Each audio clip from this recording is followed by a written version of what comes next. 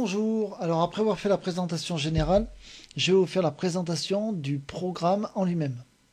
Le programme est situé sur le disque C dans le répertoire concours photo et il s'appelle programme concours.xlm. Alors, vous exécutez le programme concours et de là, le programme lance la barre des menus avec une touche pour chaque module. Et chaque module est dans l'ordre chronologique de l'arrivée des colis avec les photos jusqu'aux sauvegardes. Tout d'abord, on va commencer par la réception de colis. Alors il faut savoir que les photos arrivent dans des colis accompagnés d'un bordereau avec dessus les adresses, soit des clubs ou des candidats individuels, la liste des photos et leurs catégories noir et blanc, couleur, nature et autres, ainsi que les règlements pour les inscriptions. Donc lorsqu'on a tout ça devant les yeux, on clique sur réception d'un colis. Là, le programme demande de vous identifier. Apparaîtront dans la liste du menu déroulant ceux qui sont habilités à faire les réceptions de colis. Il est conseillé de former les opérateurs avant de leur donner une habilitation et ainsi leur permettre de faire la saisie des colis. Donc je vais mettre mon nom. Donc là, je clique sur OK. Et là, j'ai le panneau de réception du colis qui apparaît. Tout d'abord, il détecte le dernier colis saisi dans la base de données et il rajoute la valeur de 1. C'est-à-dire que le dernier colis qui a été entré dans la base de données était le colis numéro 6. Donc, il propose le colis numéro 7 dans l'ordre chronologique. Derrière ça, il propose la date de réception colis. Cette date est la date d'arrivée du colis sur le lieu du concours. Derrière, il y a une saisie soit du club ou en individuel. J'explique. Lorsque je clique sur le menu déroulant, j'ai tout d'abord individuel ou toute la liste des clubs photos fédérés. Il y en a 350. Par exemple, si je me mets en individuel, il a rajouté cette ligne où on va saisir le nom et le prénom de la personne en individuel. Si c'est un club fédéré, on choisit dans le menu déroulant. Si c'est un club qui n'existe pas ou qui n'est pas fédéré dans la base de données, on peut le rajouter. D'accord? Et en fait, rajouter le club ci-dessous à la base de données, comme ça, la fois d'après, le club apparaîtra aussi dans le menu déroulant. Sachez aussi que lorsque vous choisissez un club fédéré, le numéro de code du club apparaît automatiquement. Donc je vais prendre ce club-là. S'il y a un numéro de téléphone, on le saisit. S'il y a un email, on le saisit. Ce sont deux champs qui ne sont pas obligatoires. Certaines personnes ne souhaitent pas donner leur mail ou leur téléphone. Derrière ça, vous saisissez l'adresse de retour du colis. Lorsque les photos seront renvoyées, nous utiliserons cette adresse-là. Donc, je vais mettre une adresse fictive.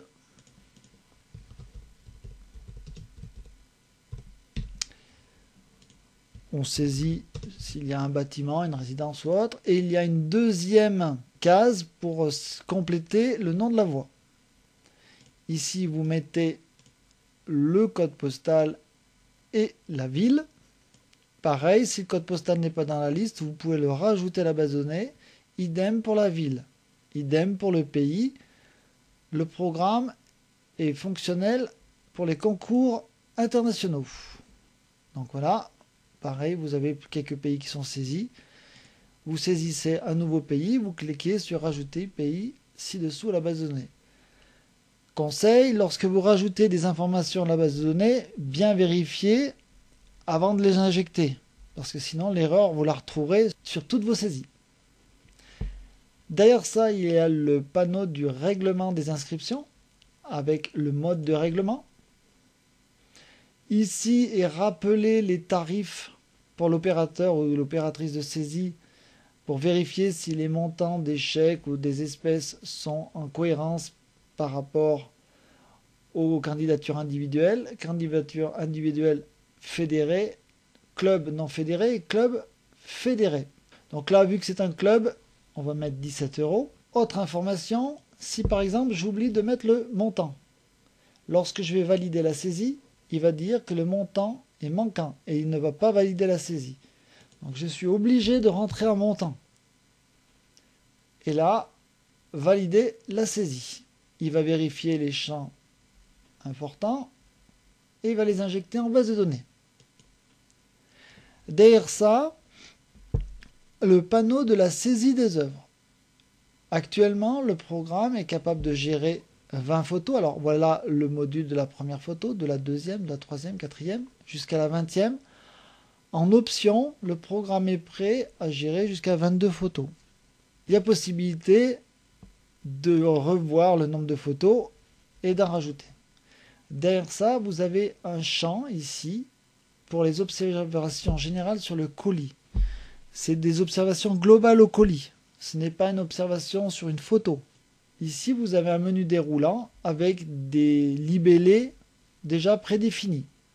Donc, si rien à signaler, RAS, emballage léger ou déchiré, vous choisissez. On va faire la saisie de la première photo. Hein, je mets un titre, voilà.